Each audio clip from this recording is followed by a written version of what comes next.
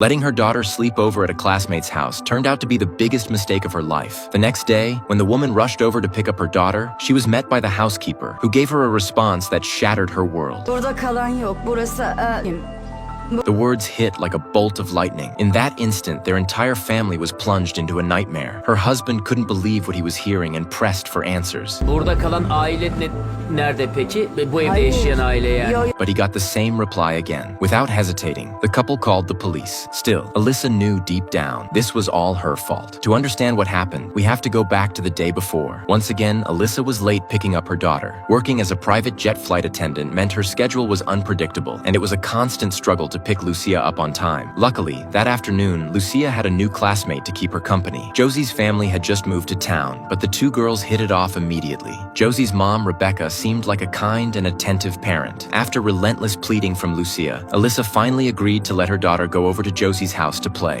Before leaving, she made sure to get Rebecca's phone number. Not long after she got home, Elisa received a call from Lucia. She was asking to stay the night at Josie's. Elisa didn't hesitate to say no. Lucia had never spent the night at anyone else's house before.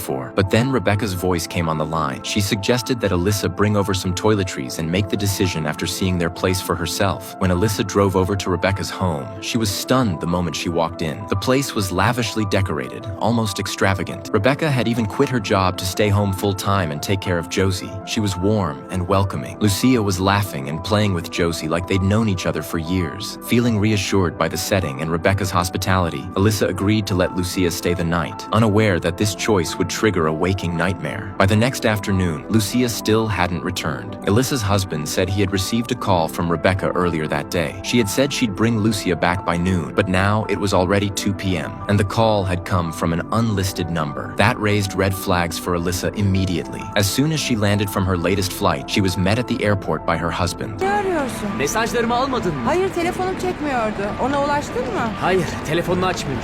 Doğru numarayı mı arıyorsun? Buzdolabında bıraktığı numarayı arıyorum işte. Evine gidecektim ama adresi bende olmadığından okulu arayayım dedim. Ama bugün cumartesi.